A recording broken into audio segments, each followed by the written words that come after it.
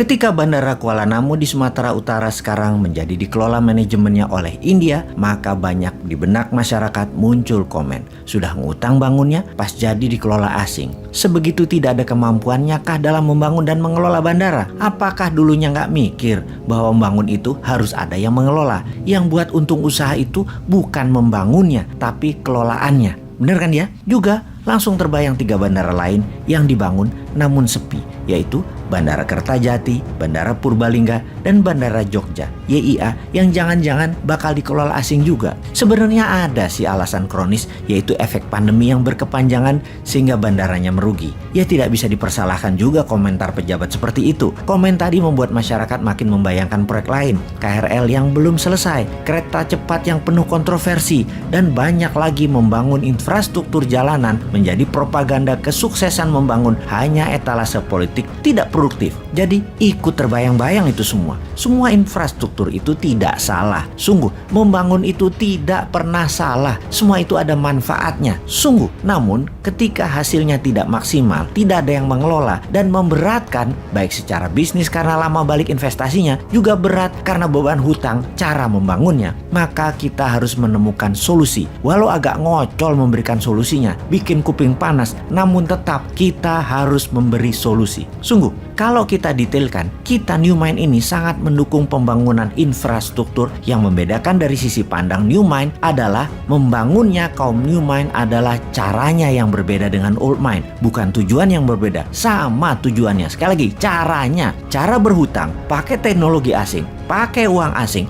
pakai orang asing, bahan procurementnya asing, itulah yang dikritik New Mind. Kita ingatkan sekali lagi, biar lebih paham. Membangun infrastruktur tidak salah. Yang salah itu kok bisa-bisanya dibohongi oleh pejabat di lingkungannya dengan mengatakan bahwa membangun infrastruktur itu wajib, bahkan pakai hutang dan dana asing pun gak apa-apa. Padahal berbarengan dengan itu semua, karena ada unsur asingnya, bisa jadi ini hanya akal-akalan yang pasti bisa membawa keuntungan pribadi pejabatnya. Bener deh, berhutang dengan asing itu salah. Membangun pakai asing itu caranya salah. Namun karena tidak tahu, tidak paham, tidak ngerti, ya ambiar jadinya keuangan negaranya. Dengan makin meningkatnya hutang dan uang beredar jadi sedikit di masyarakat. Kita rincikan, kita tahu di dalam membangun infrastruktur itu ada 2 macam. Ada infrastruktur statis, ada infrastruktur dinamis. Statis itu diam, seperti jalanan, jembatan, bandara, pelabuhan, rel. Infrastruktur dinamis adalah kendaraan yang mengisinya. Mobil, motor, pesawat, kapal laut yang mengisinya. Manusia yang mengisinya, barang-barang. Barang konsumtif,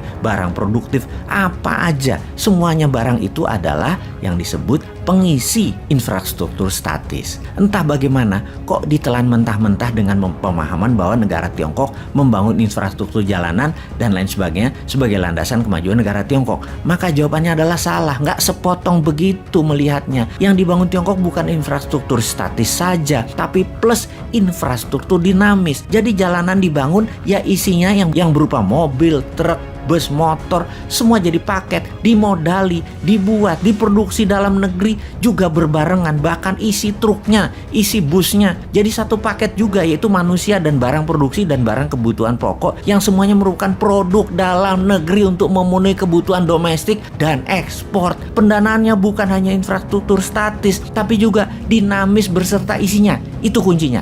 Maka kalau tidak sepaket pasti ambiar, dan terbukti sekarang BUMN karya-karya yang membangun jalanan ambiar semua. Kontraktor dan subkontraktor punya piutang tagihan tak terbayar di proyek-proyek tersebut. Karena IRR returnnya hanya dari infrastruktur statis yang gak bakal balik modal lama. Apalagi hanya mengandalkan isi kendaraan kebutuhan pribadi, bukan produktif serta komersial yang hanya ngabis-ngabisin bensin, oli, dan makin banyak impor lah kalau kayak gitu. Bukti lain lagi, kita ini niru Tiongkok hanya bungkusnya disertai ketidakfahaman bernegara pejabatnya. Jadi kasihan dan malu banget kalau dikupas kayak begini.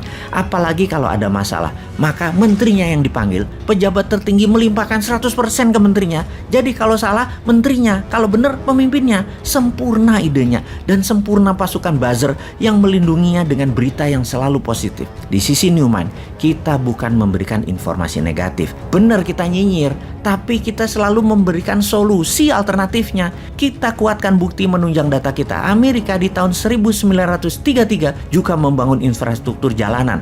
Namun tujuannya adalah demi industri mobil dan industri gasolin meningkat kebutuhannya. Strategi itu namanya create demand. Jepang setelah Perang Dunia Kedua membangun rel dan kereta api hingga kereta cepat dalam 20 tahun. Semua 100% produk dalam negeri Jepang. Tujuannya sekali lagi, create demand. Juga Tiongkok di tahun 90-an hingga 40 tahunan sampai saat ini juga membangun infrastruktur dinamis dan statis.